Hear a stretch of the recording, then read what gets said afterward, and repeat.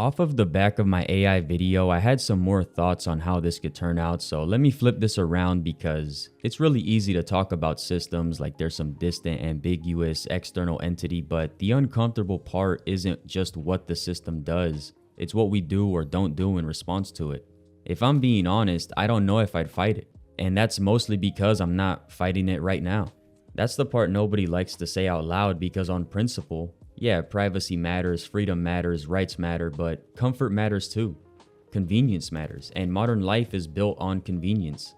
Think about it. We trade data for frictionless maps, for instant recommendations, for fraud detection, for faster deliveries, for curated playlists. We say we value privacy, but we also click accept all without reading a single word. Not because we're stupid, but because I guess we're just tired. So if a system promises we'll keep you safe, we'll reduce crime, we'll detect threats early, we can stop fraud before it hits your bank account, and all you have to do is give up being fully private, that's not necessarily an obvious villain, that's a tempting trade.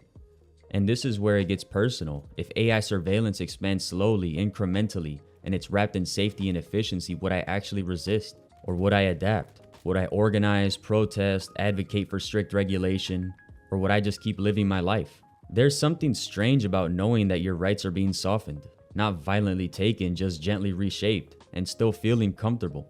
It's like living in a house where the walls move inward by an inch every year. You don't notice it day to day, but eventually the room is smaller, and you can't remember how wide it used to be. Part of me thinks if it really crossed the line, I'd speak up, but would I? Or would the line always move just enough to feel reasonable? It's just for airports, it's just for high-risk areas, it's just national security, it's just metadata, it's just anomaly detection. Every step sounds defensible, and by the time it feels excessive, it's too late. There's also the fear of being the outlier. If everyone else accepts it, opting out doesn't feel brave, it feels suspicious.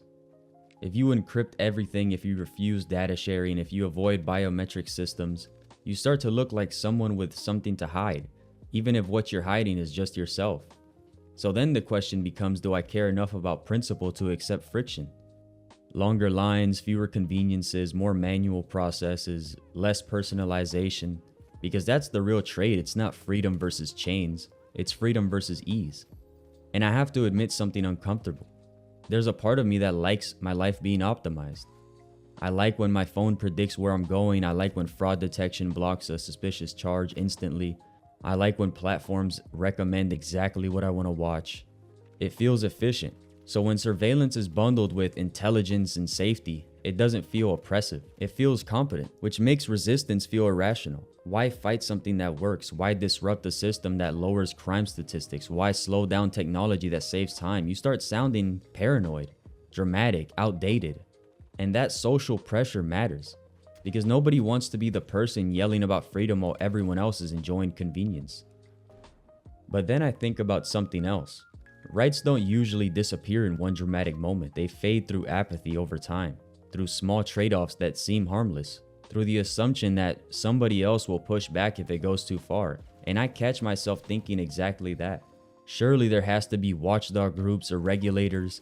Somebody smarter than me has to be handling it, which is a comforting idea, and maybe that's the point. If responsibility feels abstract, you don't feel personally accountable. There's also undeniable risk in pushing back. If you challenge powerful systems, corporate or governmental, you might get labeled difficult or non-compliant or problematic. And in a world where algorithms quietly shape outcomes, being labeled anything negative, even subtly, can follow you. So the safer choice for regular people is silence. Not forced silence, silence for the sake of self-preservation. That's the psychological shift that worries me the most. Not that AI watches, but that it makes resistance feel inefficient. And we live in an era where inefficiency feels like failure. If everything around you is optimized, your schedule, your spending, your workflow, then being the person who slows things down feels wrong, even if slowing down is necessary. So I ask myself again, would I really sacrifice convenience to defend an abstract idea of freedom? Would I accept being slightly less comfortable to preserve the right to be unscored? I don't have a heroic answer. That's what makes this complicated.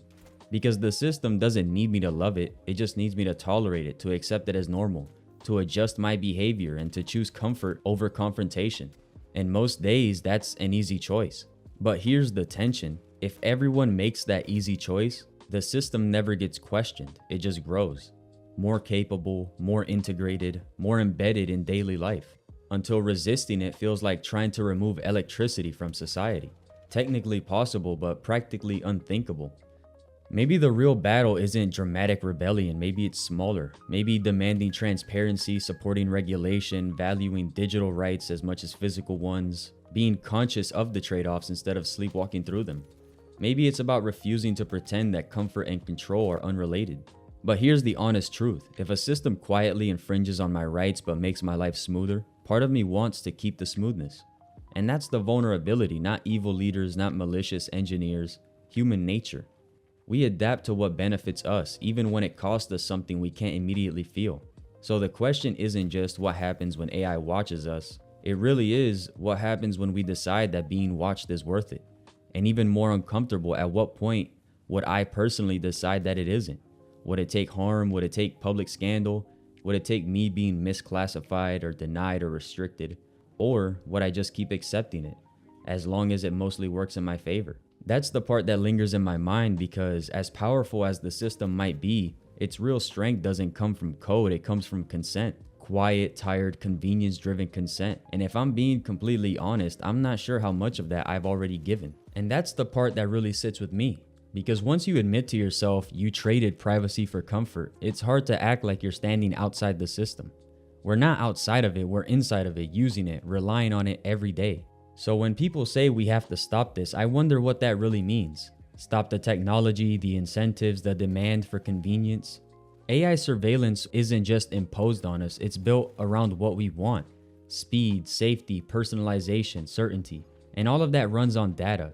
Even if I change my habits, even if I try to be more private, does it shift anything in a meaningful way if billions of other people won't?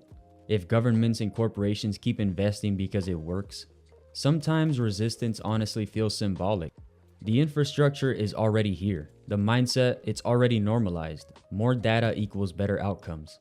That belief is deeply rooted even in myself. And once something becomes efficient and profitable, it doesn't disappear. So maybe we're not deciding whether this future happens. Maybe we're just negotiating the terms of our involvement in it. And that's what unsettles me most, not that the system is powerful, but that it's convenient and that I benefit from it. Because if I'm being honest, I don't know if I'd give up that comfort entirely, even if I was given the chance. And if I wouldn't, then how much does my concern really matter? Maybe small pushbacks add up, maybe they don't. But sometimes it feels less like we're standing at a crossroad and more like we're already on the road. And because of that, I'm not sure how much anything we do to prevent what's coming actually changes where we end up. If you sat through my rambling this long, thank you. I'd appreciate it if you liked the video and subscribed. It'll help the channel grow. And check out my AI video to see the first part of this video. Thanks for watching, and I'll see you in the next one.